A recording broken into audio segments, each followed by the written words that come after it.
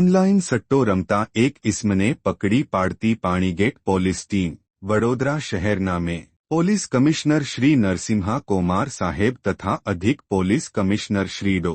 લીના પાટીલ સાહેબ તથા નાયબ police commissioner zone 3 Shri Abhishek Gupta સાહેબ તથા મદનીશ police commissioner E division Shri જી.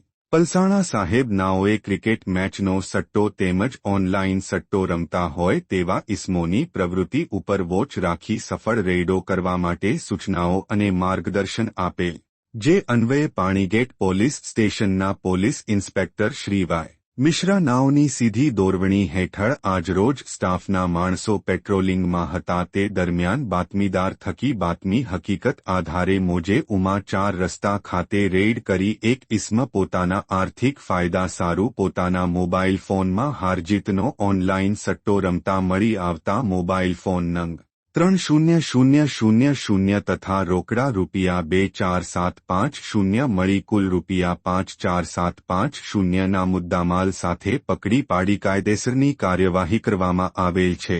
રિપોર્ટર નિખિલ ગાયકે, વડોદરા.